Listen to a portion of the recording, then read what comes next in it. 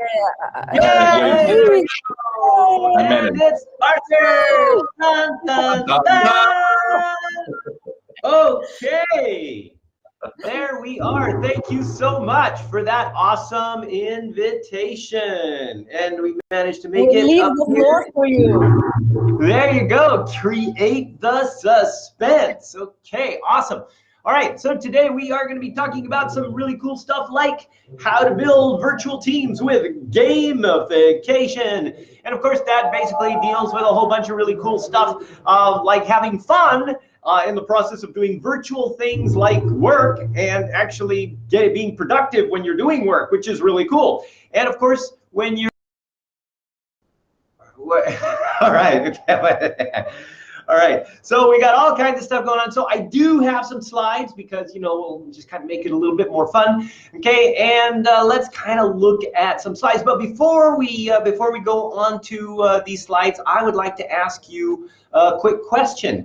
All right. So, okay, here we go. And there we go. We're going to, okay. Were you more excited? Okay. Were you more excited when you first started work than you are now? This is a question, okay? Were you more excited when you first started work than you are now? So go ahead and, you know, answer the question on this poll. It's a simple yes or no. And so then we're going to have, you know, some different people's perspectives and stuff.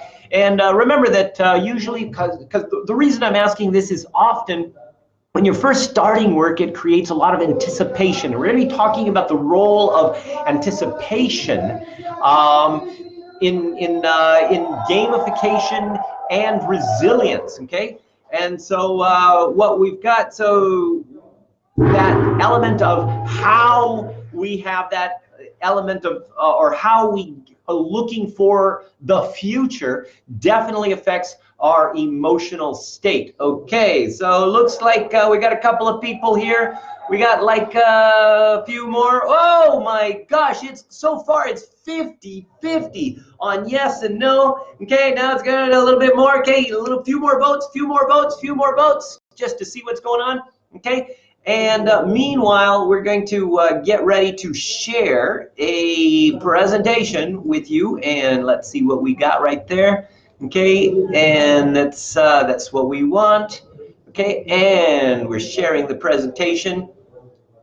Okay, and let's close the poll. All right, so we got 11 votes, and this is what we got on. So we got, even though it's slightly towards yes, there's a lot of people that still say no, which is kind of surprising, because most people are very excited when they first start work, but after a while, it just kind of like gets a little bit boring or possibly stressful, and there's less anticipation. But anyway, let's go ahead and see what is going on here with creating resilience in virtual teams. All right, so first of all, let's look at what the concept of work gamification is. All right, so a lot of times people think work gamification is about playing games, and you go to work and you get to play games on your computer, maybe your phone or something, and then like, wow, this is fun. No, it's not what we're talking about at all. See, work gamification is not about playing games.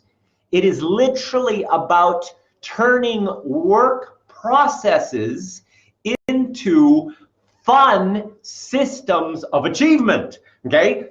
Which is basically what games do, but it's just not done in the way that we're doing. See, the thing is that gamification is basically a system, okay? And it's measurement, just like any other game. If you ever notice, any game you play, okay, whether it's like a regular game or any other kind of game, it's still going to be about measurement. There's still some kind of measurement there, all right? So when you're measuring things in a specific way, and you're kind of adding a little bit of motivational psychology and some basic kind of fun stuff like theming and things like this into specific activities or processes, okay?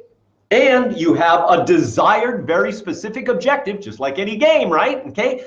And you've got, you know, the very measurable steps to achieve that. Well, then basically there you are. That is work gamification. All right.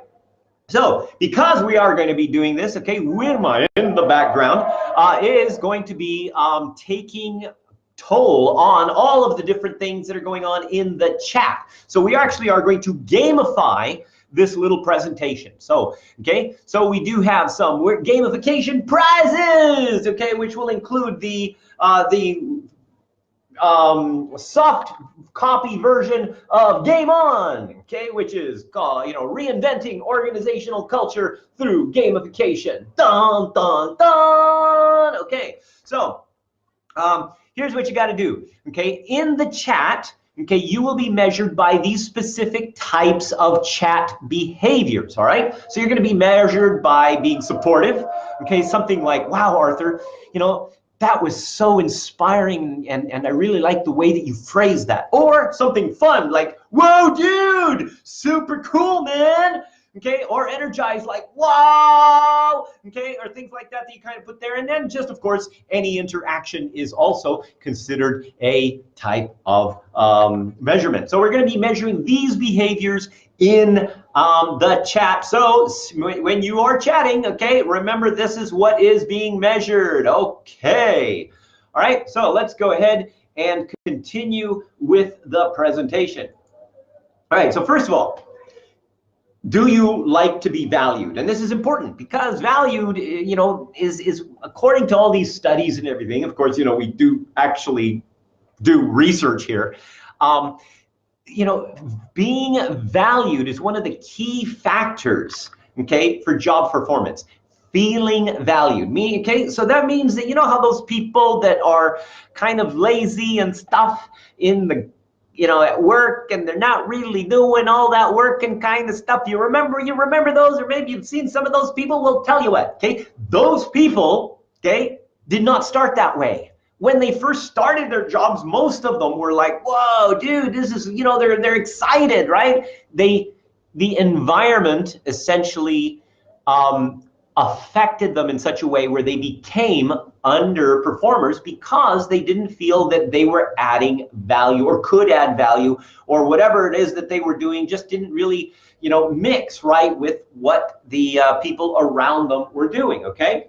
So measurement, okay, has always been a tool of social approval. Now, this means that when you measure people, you're also measuring essentially their value. So how you measure them, whether it's at work or whether it's social media or whether it's with your kids or your husband or your wife, okay, how you measure them definitely affects a personal sense of value. Now, remember, there's many types of measurement. It's not like, oh, you've done all of these great things and so therefore you get promoted. No, it could be comparison. That's a form of measurement. It could be timeliness. There's a lot of stuff. We'll go into that in a bit, okay? And of course, now we're in the PFB era, post-Facebook era, all right? And of course, so now everything is like instant. So all of the measurement and all the stuff that we're expecting is like, we need it now. I mean, come on, man, now. Let's have it now. All right. So let's look at what has happened in a virtual social validation type of situation, right? So right now, how many of you are on Facebook? Okay. How many of you are on Facebook? All right. Okay. So how many of you like do things, like you get on LinkedIn, it doesn't matter, it can be LinkedIn, Instagram, all of these things, okay? So everything that you post, whether it's professional or whether it's personal, okay, ultimately is measured by social media right now, okay? If you're posting, now some of you might be like, no, I refuse to participate in social media, okay? It's not, that's a thing, right? So, but if you post things like maybe you post pictures of your cat, or maybe you post pictures of your family, all of these things are essentially comparisons or life related, and people like it and you feel good, right? Okay, and you're posting stuff about your business, or you've got some articles or anything that you've written down. All of these things are measured by likes, comments, and shares, okay? So that emotional sense of gratification that you get is called win state, or at least it's connected to win state, which is connected to the achievement of your objectives, or at least the perception of achieving your objectives. Oh, I am valuable, that's why people like my stuff. And you ever notice that sometimes people don't like your like, they only like comment like maybe 2 times and there's only like 4 likes and you kind of feel a little disappointed because it's like, oh, maybe, this part isn't valuable. So, you try more next time or you give up, but we'll be talking about that later. Okay. So all of this is connected to a sense of values. Now let's look at the barriers to virtual resistance. All right. Barriers to virtual resistance. All right. Number 1. All right. Lack of diversity. Right? Lack of diversity. You're doing the same stuff over and over again. You go to the same table at your house if you're kind of doing this virtual team stuff, right? It's like you're on the kitchen table. It's the same kitchen. You don't go out that much because you're doing work, and maybe you jump from the table and you go into the kitchen and get a glass of water if you remember, and then you go back to the table, so you don't have the diversity. And then you have the same children screaming when they come home from school if they're not at home already. Okay, and so you got all these same stuff, right? So all of these things essentially ultimately relate to boredom. Lack of diversity equals boredom. Now, pre-COVID, okay, you remember you used to go out with your friends, okay? Sometimes you go out with your friends, you go to a shopping mall, you go eat, or you do all these things. Maybe you're still doing that, depends on where you are in the world, okay? But the thing is that all of these things are less available now, okay, simply because of the whole situation, and that is affecting our lack of diversity and creating more boredom. More boredom also means, well, kind of less excitement and passion, right? Which also affects your ability to make decisions and innovate, okay? Now let's look at lack of hope, which essentially equals despair. Now, lack of hope, okay, means that, okay, maybe we'll be able to go back to work and we'll be able to get some new stuff and we'll be able to kind of move our business up to the next level and all these things. And then something happens, like, the government changes the rules again. Oh, sorry, lockdown again. Okay, and you're kind of thinking, oh my gosh, it's like happened 3 times. How many times? And the more that your hope gets crushed by new things that happen, new derivatives of COVID and new government regulations and new things that basically, make, kind of take away some of this hope, the more despair, which affects innovation, creativity, ability to be productive, and all these different things. And of course, lack of connection. And lack of connection is connected to all of these. See, lack of connection, you're not with people. I mean, it's like, imagine right now, I'm talking to you through a computer. I can't touch you. I can't see your eyes and your faces, and I can't see your smiles and all of these things. I can't. So there's no interaction like real human beings have. And so then, you're limited to the same people, which basically goes back to lack of diversity. And so that connection, that ability to connect is so important. And of course, that also connects back to the potential lack of contribution. Lack of contribution, which means you're not being valuable. You're essentially feeling less useful. And when you feel that, oh my gosh, if I could just be with these people and we could just kind of interact and we could just do all these things, well, gosh, there would be so much more because you've got that connection, which also increases hope and diversity, okay? And so then you would be able to improve. So these are some of the basic current barriers, okay? Now, let's look at what we're dealing with here, okay? There's chemical reactions that basically give you drugs in your brain, okay? And all of these barriers affect these chemical reactions, okay? So your emotional state is directly related to how you feel. Well, obviously it's emotional state, right? But okay, but it's affecting, the hope, the connection, all of these things are part of your emotional state. And all of that, okay, is connected to how you see the future or connect with the future, okay? And so the anticipation of what you get, so anticipating working with others, anticipating what you can do together in a team, all of these things are part of the dopamine hits, which essentially can create a lot more innovation, creativity, and a lot of stuff that is going to support you. okay? So let's look at getting your resilience drugs. Now there's another drug, okay, that you get, and it's called P300. Now what does P300 do? It is basically an optimism drug, all right? It's an optimism drug. Now, what this means is that if you have a lot of P300, it's like, it's COVID. Wow, there's no problem, man, because I'm sure that there's going to be all these great things that are going to be happening. We're going to be able to come up with all kinds of stuff. And even if it takes a long time, it's okay, because it'll just give us more stuff, and you're very optimistic, okay? But then if maybe you don't have P300 or very little amounts of P300, it's like, you know, this is kind of like the end of the world, and so we might as well just give up anyway. So what's the point to even try? Okay, and so the P300 affects your ability to have hope. It affects your ability to essentially be engaged in actually actively doing things, all right? Now remember, all of the content or all of the comments in the chat related to this, okay? I want you to give me some feedback here. What are you thinking about this? Because all of this is being counted in the gamification element in the background, okay? So how do we deal with this? First of all, you got to have objectives. If we're going to create some kind of drugs that were going to help us to improve, you got to have an objective. You have to have a clearly defined result, just like a game, right?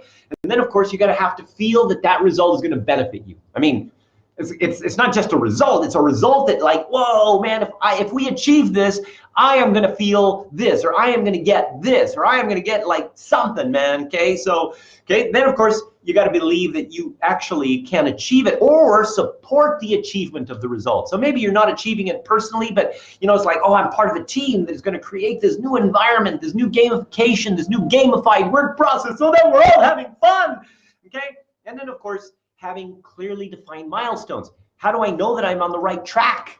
Okay, and making sure that those milestones are not like a month apart, right? Because you have to have them quickly. You have to be able to measure quickly to know that you're getting and get the feedback if you're on the right track.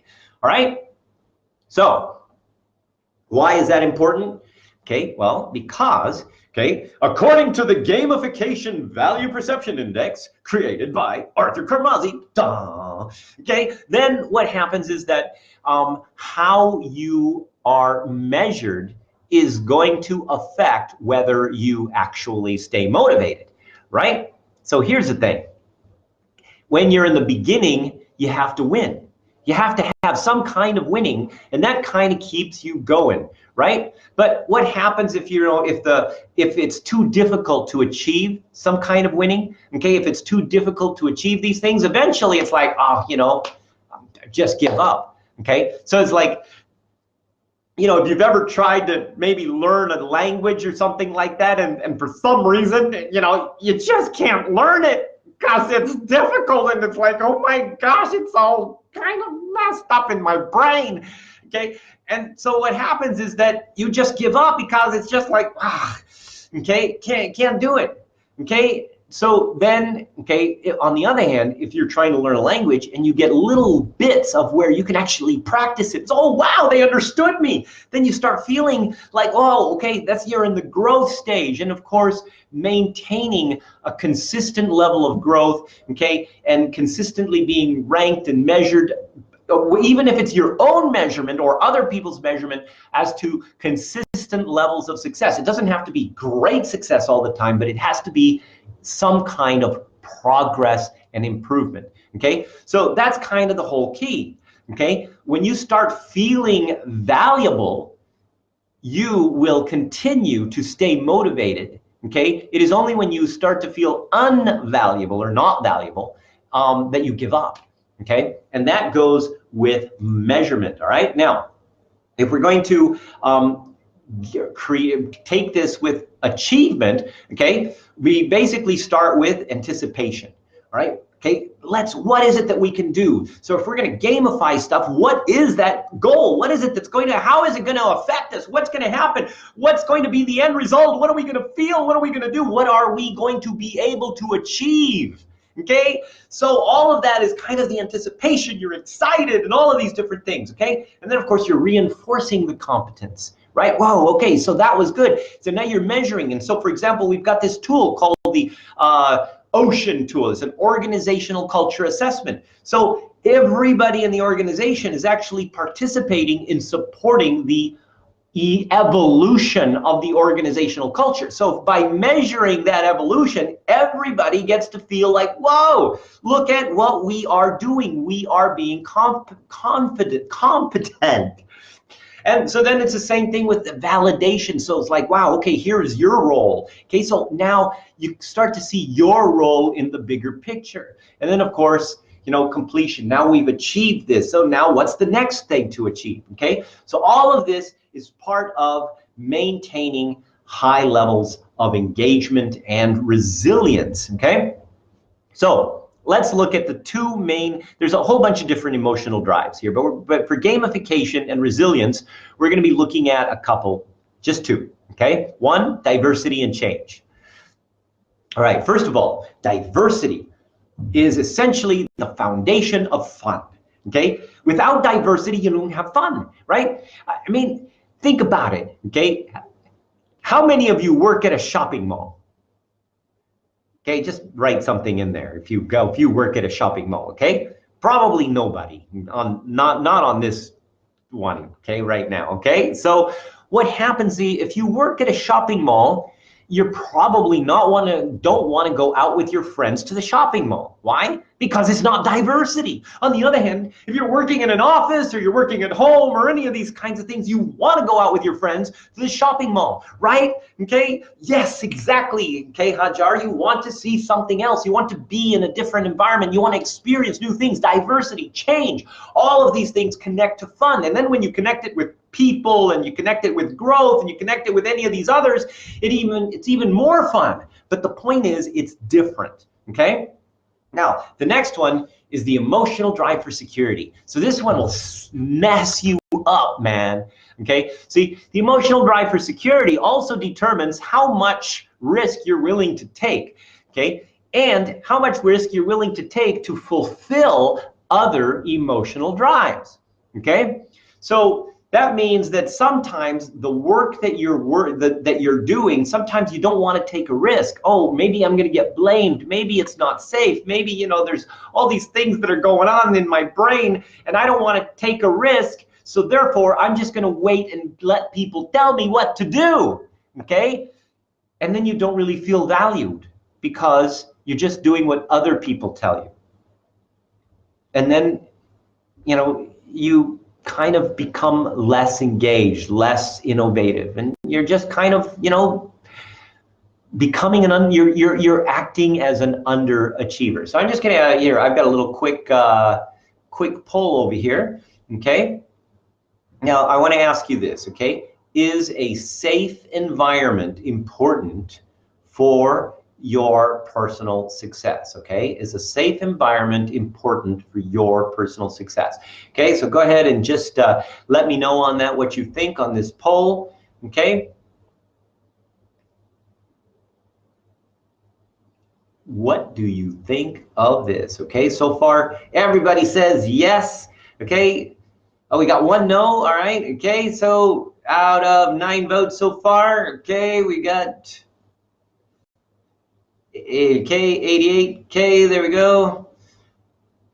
Few more. All right, and let's just close it. Okay, so anyway, this kind of gives you a general indication. Okay, so most people need a safe environment for personal success, and it's the reason is because psychologically you don't want to die. And it doesn't have to be, you know, I mean, instinctually, death is also part of being or being excluded from a tribe. See, back in the caveman days, okay, if you weren't part of a tribe, chances are you weren't going to really survive very well. So as a survival instinct, we need to feel like we're part of a tribe. And we don't want to make situations that are essentially going to, you know, make us get thrown out. Okay, so what we've got here is we've got the fear tolerance scale. Now, fear tolerance is super cool, okay? Because if your emotional gratification for something else is more important than your emotional gratification for security, you are willing to do other things, like for example, growth. Okay, if your emotional drive for growth is more exciting than your emotional, or is higher than your emotional drive for security, that means you're going to do more stuff and take more risk in order to essentially learn stuff and challenge yourself. Okay, while on the other hand, if your emotional drive for security is more important than other things, so like for example, okay, the fear tolerance on the right, okay, this one, okay, you can see that the emotional drive for security is more than most things except for love and belonging and recognition. So this person will only take a little bit of risk when it comes to being with other people and also essentially getting some kind of recognition. But other things, yeah, it's not really that exciting. While the person on the left, okay, it's pretty much everything except excellence. They will just go for it, okay? Now, why is that important? All right, well, because the enemies of fun are the enemies of resilience. That means that if you have too much fear or you're not in a safe environment, well, okay, you are not going to be resilient. Okay, resilience is part of growth. It's part of anticipation. It's part of experiencing all of these different emotional gratifications. So if you are not in a safe environment, you're not going to be resilient. End of story. Okay, so if you have an environment that doesn't support these other emotional drives, well, you're kind of screwed. Okay, so let's just kind of look at a few things here. Okay, now I'm briefly going to go through this. Coach Randawa is going to go through some of the other some of these things in a more later on. Okay, so I'm just going to be talking about colored brain. Coach Randawa is going to go much more into depth in colored brain, so make sure you attend that program. Okay, so we're talking about the brain's genetic ambiguity relief process. Okay, this is not your personality. It's not why you do things. It's not if you're introvert or extrovert. Okay, it's basically just how you get clarity. That's it. How you do things, not why you do things. Okay, and not what you do. The behavior can be the same with every one of these different processes, but how they approach that behavior is different. Okay, so how you get clarity is important. Now, we're going to just basically look at, okay, the different colored brains, or, okay, and in this case, green brain. They get clarity through action. That means in order for them to get clarity, they need to actually do something, get action, get feedback. Hey, what do you think about this? What do you think about this? All right. And so all of that is related back to, okay, how they get clarity. So now that means that they actually make more mistakes than any other brain color, but because they're in the process of moving, they actually recover faster from any mistake than any other brain color. In fact, sometimes so fast that people don't even know they made a mistake. All right. Then there's linear processing. Okay, clarity through structure. They find structure, and if there's no structure, it's like, oh my gosh, I'm a little bit just like, why can't you just give me something? I do this, do this, do this, and then I know what to do. Okay, or if they don't, then they have to create structure, and then it's like extra work, and it's like, oh my gosh, you know. And then of course they judge you if you don't have any structure and you're kind of green brain, and you say, hey, just do it, and they're like, oh my gosh, this person is not giving me structure. And so therefore they kind of, because they get clarity with structure, and so if they don't have it, they create it. Okay, and then of course the red brains will make less mistakes than any other brain color, but if they do make a mistake, they got to start over. So it takes the longest for them to recover from mistakes than any other brain color. Then there's relational processing, okay, purple brains. They get clarity through data. The more details, the more information, the more clarity it becomes. So you get lots of information, lots of information, lots of information, lots of information, and then you start to see these things, and then they start to see, okay, I've got option one, option two, everything is kind of connected through all of this data. And so because it's all connected, they kind of see all these options, and then they can choose the option. Now, if they do make a mistake, they just go to a second option, okay? And maybe get a little bit more information, but the thing is that sometimes people judge them because, well, they take a long time to get to this, to get clarity, okay? And then, of course, there is intuitive processing, okay? Blue brains. Now, blue brains is essentially intuition, okay? Which basically means that the universe is telling them what to do. Or it could mean that they actually have more connection to their subconscious experience that they're not aware of, okay? So things that have actually happened in the past, but they don't remember because they weren't paying attention, but it's in their subconscious, and so therefore they have access to it, which gives them intuition, okay? So that's actually more the actual science behind it, okay? So what happens, of course, is that you have, as a blue brain, you kind of feel what's going on. You have the sense of things that are going on. And so therefore, in order to get clarity, you just kind of reflect, and everything is connected: time, space, people, emotions, you know, past, present, everything is kind of connected. So you're reflecting on this, and it just kind of comes to you. Okay, and that's how they get clarity. Now, of course, remember that all of these different emotional drives and all of these different colored brains are going to make you different than other people. And of course, with the colored brain already, you have this potential to limit trust, right? Because let's say you're a green brain and your job is to analyze certain things. Well, you're going to do it in a certain green brain way, right? You're analyzing things in a green brain way, which means, okay, well, try this, okay? Even maybe just kind of test it in my head, just take action. While a red brain is going to analyze things in a very, very different way. And they look at you and they're going, my gosh, what are you doing, man?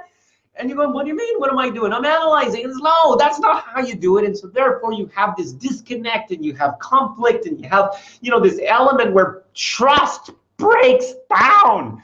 And because trust breaks down, well, that creates a lot of other problems, like an unsafe environment where resilience sucks. Okay, so one of the things that we can do with we know colored brain is use game language, okay, with colored brain. So for example, you could say something like, oh man, my red brain's working overtime, dude, okay? Let's get clear on this first, because the red brains need to get clarity before they take action, right? Okay, or it's like, oh, don't mind me, man, I'm just doing my green brain thing, okay? So now you're having fun a little bit with the language, and you're kind of, you know, but people need to know what it means, otherwise they're gonna go, huh? And that doesn't really help, right? So creating this environment where people understand each other and people understand the colored brain, and it's simple. That's kind of the whole point. And so therefore, you get people involved in your way of doing things without having to be you, right? Okay, so that is important. Now, of course, we gamify this whole process with the gamified colored brain system, which we have inside, where you can actually check on all of your friends, and you can see who is in your danger zone, and you can click on buttons and find out how to improve productivity and leadership and relationships and communication, etc., with all these people, all of that stuff. Now, the other thing to do, of course, is you got to create more trust with a no blame zone. Now, you can go to noblame.zone, okay, and download the sign. And there's actually a whole thing, so I'm not going to go into that because everything is on noblame.zone, okay? So the entire way. But the thing is that, see, if you have an environment where you don't have to worry about getting blamed if you make a mistake, or somebody perceives you've made a mistake, you're willing to take more action, which means that which is directly related to your resilience, okay? Because you're in a more safe environment. So remember, go to noblame.zone, okay? And no blame can be used in chat, okay? No blame can be used in email, and definitely in meetings, and that includes Zoom meetings too, man, okay? So let's look at what this all means, okay? the relationship between purpose and resilience, okay? Purpose ultimately means a goal. Now, doesn't necessarily mean a specific tangible goal. It could be a goal of being a better person, okay? It could be a goal of being more resilient. It could be a goal of not being worried all the time about COVID. It could be a lot of things, right? Okay, so it basically, whatever that goal is, it could be tangible or intangible. But the main thing is, in order to really build resilience, you have to show progress in that goal. There has to be some progress, and the only way to do that is through measurement. And of course, measurement also defines value, because that purpose essentially is also connected to the value that you place on you. Okay? So let's look at measurement. Right now, we're already doing all kinds of measurement with, gamified measurement without even realizing it. Okay? So I mean, for example, you've got levels, right? Okay? PhD, manager, okay? So these are all levels, right? So you've heard these before, okay? You've got quality. Oh, it's accredited. 98% pure. Comparison, improved. Improved from what? Okay, first place compared to second, third place, and no place. All right? Then, of course, you've got time, the 30-day challenge, 15-minute delivery. You got all kinds of stuff that's already there. Okay, quantity, like, 23 likes, viewed 88,000 times. Okay, objective, 28-inch waist. Okay, and of course, 0 defects. All of this stuff is, you see it all the time. It is there as gamified measurement. It's already there. Okay, so all we're going to do is we're basically going to use some of this stuff in our teams to create, well, basically more excited, more resilient virtual teams. Now, when we're measuring, okay, we can't just measure individuals, okay? Because individual is not part of the bigger thing, right? So you've got the individuals, plus you also have to measure the teams. See, the individual is also part of a team, and the team is part of the organization. So when you measure all three, people have multiple chances of winning. Okay, and that's important because they need to feel that they are winning. So either they're personally winning, their team is winning, or their organization is winning, or it could be all three. And it doesn't always have to be at the same time. Okay, we'll get into that in a little bit. Okay, so the first thing we're going to do is, like earlier I mentioned, we have the ocean system, which you can find at cultureevolution.com. So you start at the beginning with the end in mind, all right? Okay, but what that means is that you need to know your culture. Where is your culture? Okay, Google Maps, you have your destination, but how do you know how to get there unless you know where you are now, right? Okay, so you need to have, so by benchmarking your culture, are you at the blames culture, which is the worst one, or are you at the best one, the leadership enriched culture?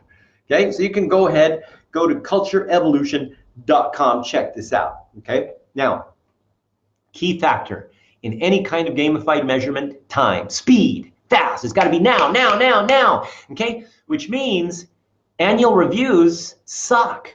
I'm sorry. I know that a lot of you are using annual reviews, but think about it. Okay, when do people start getting excited about their annual review? It's like a month before. So you got 11 months of like average work, and then you've got like 1 month of, oh, let's make sure we get noticed for our annual review. And then the people, of course, they only remember the past 1 or 2 months in the first place. So when they give you the review, it's how they feel, even though you may have your KPI measurements and everything else. But even KPIs, you're not going to be able to measure KPIs quickly because they don't happen quickly. They take time. Okay, and how do you know you're on the right track until after you either make your KPI or don't? Okay, so what we do is we're going to reverse engineer, okay, all this stuff. So let me just kind of go into this. First of all, okay, we're going to reverse engineer the objectives. Okay, now, okay, Wirma, are you on there? Okay, do you have the thing? So I'm not sure how to do this, okay, because we've got like, she's over there, I'm here to share the screen, and maybe you could just, I don't know, let's see, where is that? I got that somewhere. Okay, but anyway, we'll share the screen with the winners of these later on and see who wins, okay? So who's the most supportive, energized, all of these things. All of these are going to give you points, right? Okay, but let's say we reverse engineer objectives. So you want to be more excited, more engaged, you want to be more resilient. Okay, well, what does resilient mean, all right? Okay, resilient means that you are going to, have certain behaviors, right? So resilient could be being proactive, all right? It could be being communicative. It could be taking action on things without even having without having complete clarity in order to make sure that they get done, okay? It could be a lot of things depending on your organization. What does resilience mean for you? Because resilience for me is not necessarily resilience for you. You reverse engineer the behaviors that you need in order to achieve this, okay? And that is a key factor, okay? Because behaviors can be immediately measured. I can measure your behaviors right now on this chat, okay? I can measure behaviors based on how we interact on a live session. I can measure your behaviors daily, but I can't measure your KPIs. Now, if we reverse engineer the goal into behaviors, that means that if you consistently do those behaviors, ultimately you're going to get that goal, right? Okay, that was a question. Yes, yes, right? Just type in, am I right or wrong? Okay, just type it in there, okay, in the chat. Am I right? Okay, oh, okay, there you go. Good, good, good. Okay, so now this is what we're doing to measure behaviors. We're using a platform called Squadly. Okay, now Squadly is our platform. We designed it specifically to measure behaviors and gamify behaviors. Okay, and you can measure team behaviors as well as individual behaviors. Now, this one actually is in the process of being redone. The new version of Squadly will be done in a week, and it is awesome, okay, because it's super simple. It takes like less than 15 seconds to measure behavior, which is important because you don't want to take lots of time to measure behaviors, when you're doing stuff, right? You want to be able to do things very quickly. So we've got emojis and awards, and that's it. And they're all connected to the specific behaviors, all right? So you can find more about this at squadly.com. Now, here's the thing, okay? You will find anytime you do any kind of gamification where there's points or anything like that, you're always going to have a certain group of people that is always going to be on top. Okay, and remember when we did the gamification perception value index? You remember that? Okay, well, that means if people aren't winning, that means they're going to basically give up, and that's bad. So you can't have the same people winning over and over and over again, because what happens, at least not overall, so you have to be able to create opportunities for other people to win. Now, of course, we'll remember we have individual, we have team, and we have organization. But even the individuals, by having resurrection, I mean, because, if you actually play into these games and you die, it's like you still have to keep coming back, right? Otherwise, you can't play the game. And you start over. But now you're starting over in some cases with new experience, right? Which means that now you're able to start over and know what to do in order to get points. You know what to do in order to get ahead. So now you have new experience and new opportunities to win. And remember, if you have multiple lists, like different behaviors, okay, that you design, maybe it doesn't have to be a lot, 6 to 8, okay, 6 to 8 lists with different behaviors, okay, that means even if you're in the top 10 or top 20, depending on how many people, okay, on one list, that person at least has made one list. It's like, whoa, I made the list. So I'm excited. Maybe I'll make a couple more lists and maybe I'll get on the main list. And that way you can still get the people that are doing the main list that are doing all the great stuff, and they don't get demotivated. But the other people that are not that great, that are still in process, they still have an opportunity to win, at least win something. And so therefore you are building their competence through resurrection, giving them an opportunity to start over every week. Okay? So let's look at this complicated system. Gamification process. Set goals. Why? Because you need purpose. Okay? Identify behaviors. So we're creating the connection and stuff like that. Okay, and then of course you've got value. Okay, so we've got the emotional drives to kind of find out what are the behaviors that, what are the motivators behind the behaviors. Creating a theme. Okay, superheroes, there could be secret agents or something. Okay, safe diversity. Okay, creating a game structure gives clarity, and of course validation by having a win state and rewards related to this, and of course having other partners involved also is connection. By measuring everything, you essentially have consistent validation. Okay, and how are we going to do this? Okay, we're going to get everybody to connected, and we're going to make sure that they're all connected to the big giant organizational culture.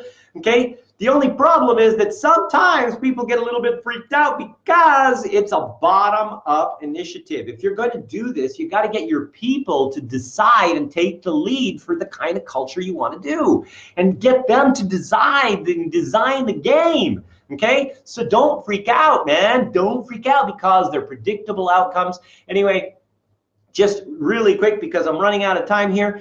Okay, we've asked this in 58 different countries. What's the ideal working environment? It's always the same stuff: teamwork, trust, clarity, supportive environment, and fun. It's always related to one, these things. Okay, trust can be, I wish people would just let me do it my way. Clarity could be, I wish there was some transparency, or I wish, people would share the overall vision, or give me some structure, or whatever. Okay, but it's always related to one of these. Supportive environment. Oh man, I wish I could just go to the finance department and talk to them over there because we're just having these problems in our department.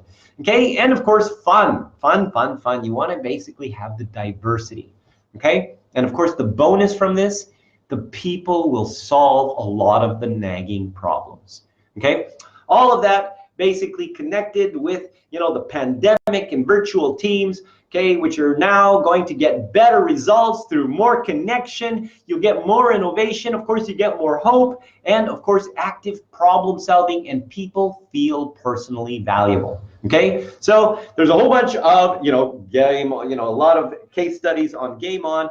And well, if you want to go ahead and work with us to create a gamified work environment virtually, we have the work gamification game, which we can talk to you about. And you will also see Kevin on one of the wisdom tables either today or tomorrow, and he can also talk to you about this gamification process.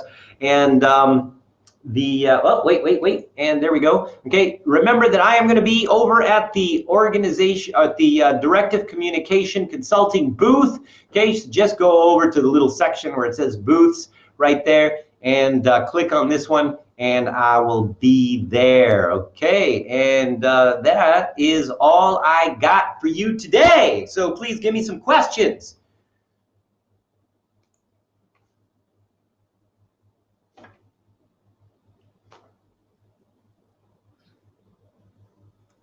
Luca, che è successo? Arthur, great talk, thank you. So we are asking everyone to raise your hand if you have a question you want to ask live to Arthur, or please write your question in the Q&A section. So let's see who is the first lucky one, because we won't have too much time. We have 4 minutes, and then we have to go to the lounge. We have to do a lot of more other stuff, exciting stuff. So let's see if anybody wants to come on stage. Please raise your hand. You can raise your hand on the tab.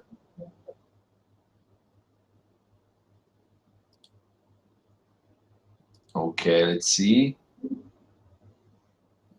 Inspiring. They are complimenting you, Arthur. Perfect leader, perfecto. This is awesome. Inspiring.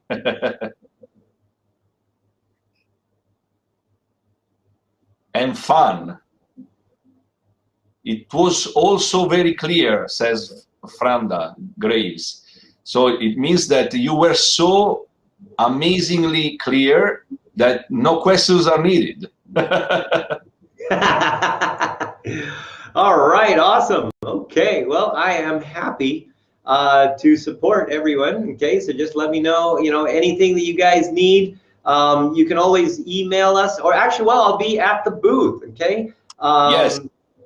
So I'm going to be at the directive communication booth. So if anybody wants to talk to me personally, I'll be there. Just go ahead, sit at the table. I'll be sitting at the table. Yes, Arthur, for sure. And let me share a few little items of information. As Arthur said, you can join him at the booth. You can join other keynote speakers at the booth, and one of them is Dr. Liz, who will be representing the cultural dynamics, directed communication, and anyone who comes in and complete the form is entitled to the 15% discount to any of the training events. So please take up this opportunity and join also Dr. Liz at the booth.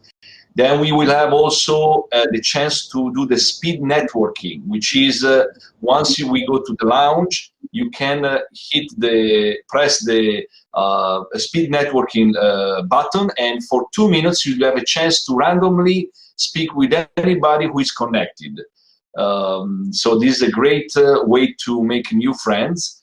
And then we have the wonderful possibility to join one of the 7 tables, and let me share the screen with you so that you can see the wonderful speakers that are on board here. Okay. You can see we have 7 wonderful people who are going to greet you and lead a discussion with you at the tables.